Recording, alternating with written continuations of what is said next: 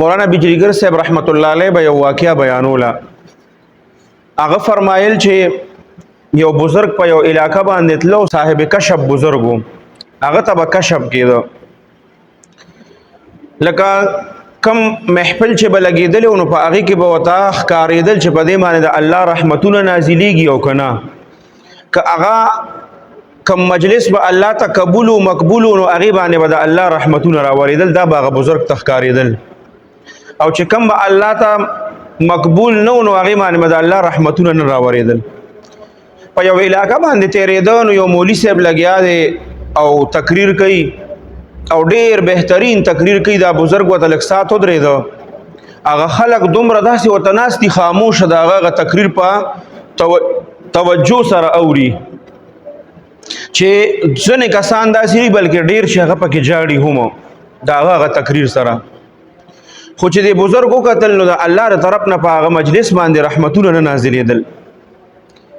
دوی چې دې معلومات خو پکار دی چې دا دومره بهترین بیان دا مولي صاحب کوي، خلک ورته جاړي او دومره توجه سره ورته ناست دي او بیا هم پې د الله رحمتونه نه راورېږي.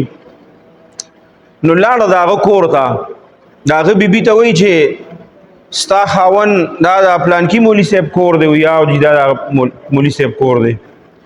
وایي ستا د خاوند څه کوي؟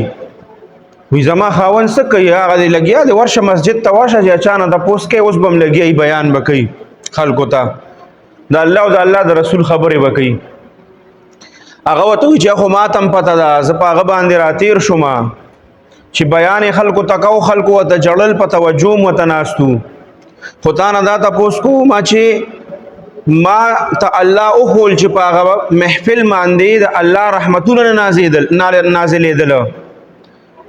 نو زه صرف د دې وجې نه وایم چې د الله دا رحمت ولې نه نازلېږي، دی داسې څه عمل خامخا کوي، ته د 24 غنټو غونډ څومره وخت چې تېرېږي دا ما ته ووایه چې دی څه کوي. بس هغه زنانه د مولي صاحب کور والا پوه شوه چې یاره دا بزرګ خو صاحب کشف بزرګ دی.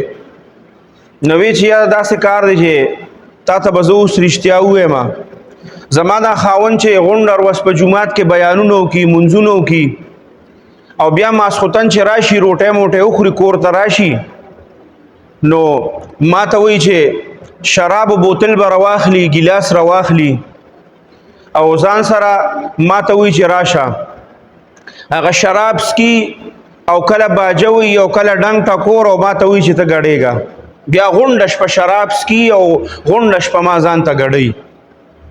بزرګ پوه شو چې دا خو بالکل مسله خو پکې شته که نه.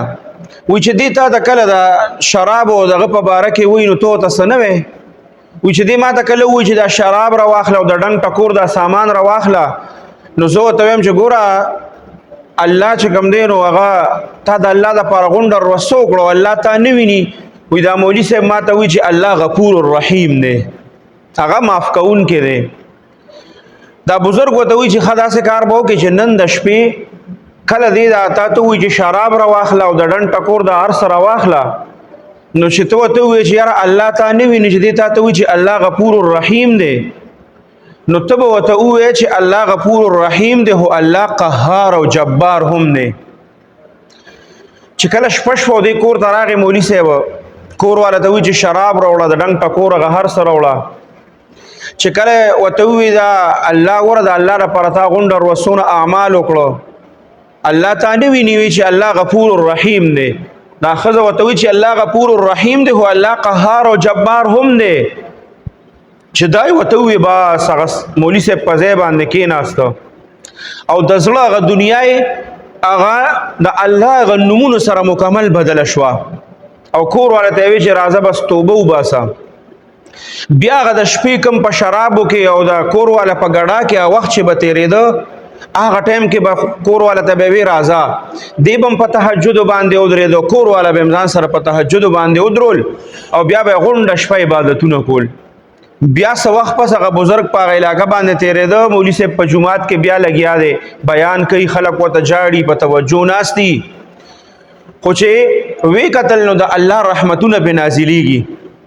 کور والا لی راغی ورته ووایي چې بس هغه کم کار چې مونږ غوښته که نه هغه شوی دی، او هغه وته ټول حالت بیان کړ چې ما وته وینو دا غنه بعد اوس د هغه چرته تهجد ندي قضا شوی نو مونږ تاسو په دې غلط فهمي کې لاړ شو چې الله غفور الرحیم دی خو دې ته مونږ سوچ نه کوو چې الله ګوره قهار او جبار هم دی